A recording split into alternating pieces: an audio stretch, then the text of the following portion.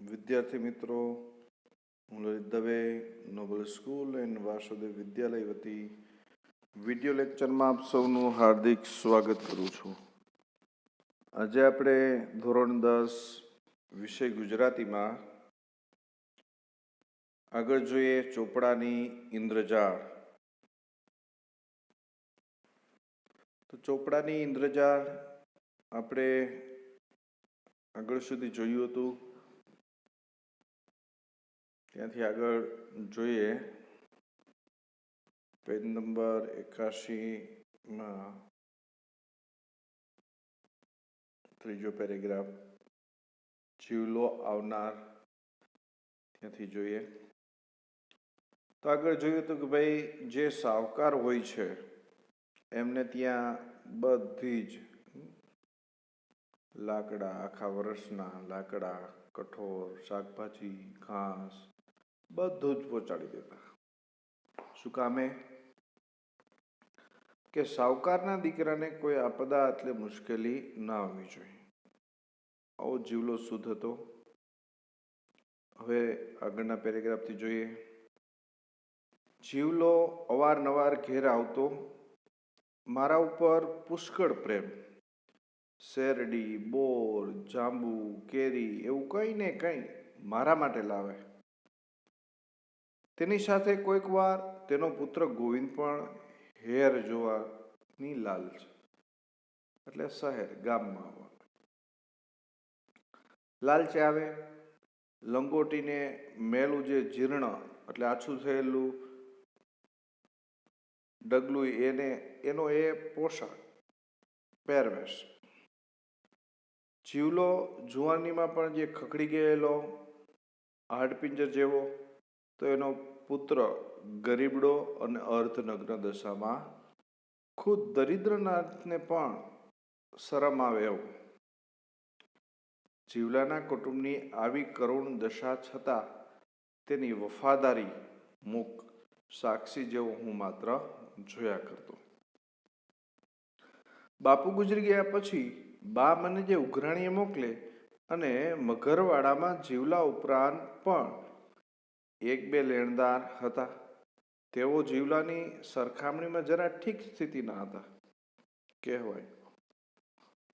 એટલે બાને તેના પૈસા નિયમિત, પણ જીવલો છે થોડોક પરિસ્થિતિ એની નબળી હતી પહેલાં કરતાં. પણ જીવલો તદ્દન ભાંગી ગયેલો. પત્ની મરી ગયેલી, તેનું જે 12મું કરવા માટે વળી બીજો સાવકાર કરેલો, મતલબ ત્યારે કરજમાં ભાઈ મૃત્યુ પામી એમની પત્ની, ત્યારે 12મું કરવા માટે એમને બીજા કોઈ સાવકાર પાસેથી પૈસા લીધેલા હતા. એટલે જીવલા ઉપર કડક ઉઘરાણી થાય. રવિવારે બા મને ઉઘરાણીએ મોકલે અને ભાતામાં કોઈ વાર સુખડી તો કોઈ વાર શક્કરપારા બનાવી આપે. દિવાળી પછી તો લગભગ દર રવિવારે ઉઘરાણીએ જવાનો કાર્યક્રમ નક્કી જ હોય. નદીમાં નાહવાનું મળે, ઋતુના જે ફળો ખાવા મળે, ચણાનો ઓળો, શેરડી, બોર, કેરી જે મળે તે પેટ ભરીને ખાવાનું અને ઘર માટે પણ લાવવાનું.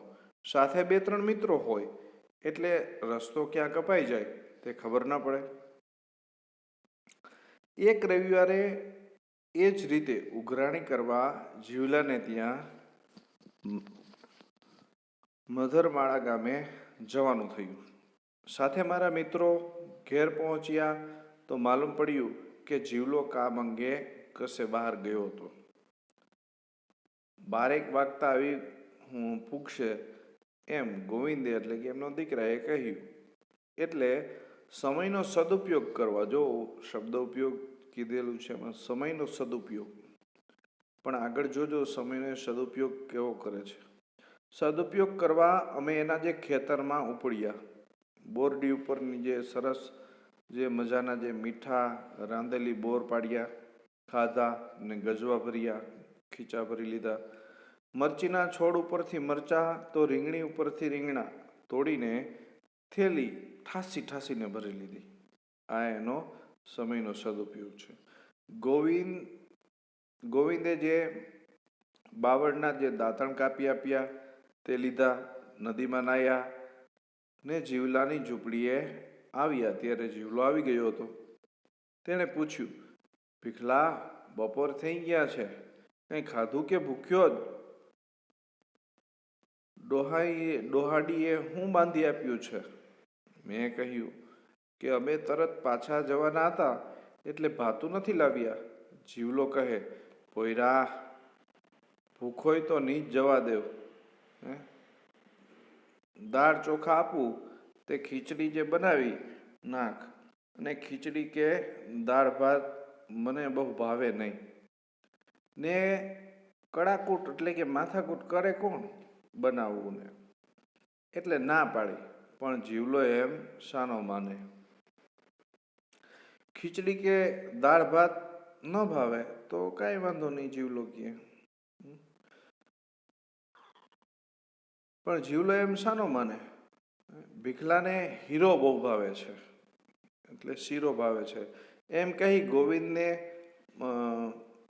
મોકલી અને ક્યાંકથી ગાયનું પાસેર ઘી મંગાવ્યું. મોટી દીકરી પાસે ચોખા દળાવ્યા, થોડો ગોળ જે કાઢીને આપ્યો અને 3 પથ્થર મૂકી અને ચૂલો બનાવ્યો. પછી કાંસાના ત્યાર પછી તાપણું કરી ચૂલો બનાવી અને એની ઉપર શીરો બનાવે છે. તાસણામાં જે લાકડાના તવેથાથી એ શીરો બનાવે છે અને ત્યાં એમને બનાવીને પ્રેમથી શીરો ખવડાવે છે. પ્રેમનો શીરો એનો આનંદ વળી ઓર જ હોય છે. અમે ધરાઈને ખાધું. અમે જવા નીકળ્યા તે પહેલાં જીવલાને પૂછ્યું, જીવલા, થોડાક પૈસા આપેશ કે? પૈસાની જોગવાઈ તો હમણાં નહીં થઈ, એમ જીવલાએ લાચારીથી વ્યક્ત કરી. એટલામાં ગોવિંદ જે વાડામાંથી વાલોળ ને રીંગણા લઈ આવ્યો. પણ અમારી થેલી તો ભરેલી જ હતી, એને મૂકવા ક્યાં? છતાં મને લઈ આવ્યો છે તો એને ના નથી પાડતા ને લઈ લે છે. મેં જીવલાને એકાદ થેલી હોય તો આપવા કહ્યું. જોજો જીવલાની પરિસ્થિતિ. એક થેલી લેખકે જેટલું લઈ આવ્યા હતા, ખીચા ભરી લીધા, થેલીઓ ભરી લીધી, પણ એ લઈ આવ્યો છે તો હજી લઈ જવું છે. પણ એની પાસે જ્યારે એક થેલી માંગી કે કંઈ એક થેલી હોય તો આપો, ત્યારે એની પાસે થેલી પણ હતી નહીં. આવી પરિસ્થિતિ જીવલાની હતી. અને ત્યારે જીવલો કહે છે, બોડીને તાવડી કાંકી કેવી. કહેવત છે, મતલબ જેની પાસે કોઈ વસ્તુ ખાવાના ફાફા હોય એની પાસે સાધન સામગ્રી વસ્તુઓ ક્યાંથી હોય? જ્યાં ત્યાંથી ફાટેલો કટકો શોધી આપ્યો, તેમાં રીંગણા વાલોળ બાંધ્યા અને અમે ચાલી નીકળ્યા. તો આ કહેવત યાદ રાખજો, બોડીને તાવડી કાહકી કેવી. બરોબર, એ ખાસ ધ્યાનમાં રાખવાનું છે.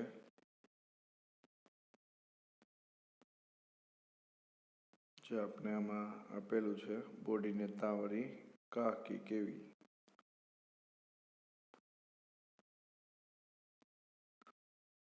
કહેવતમાં નીચે બોડીને તાવડી કાંકી કેવી. અત્યંત દરિદ્રતા હોવી, જેને ખાવાનું ન હોય તેની પાસે સાધન ક્યાંથી?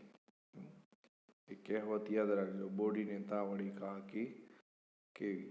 તો અહીં સુધી આપણે રાખીએ, પછી હવે આગળનો પાઠ જોશું. અસ્તુ.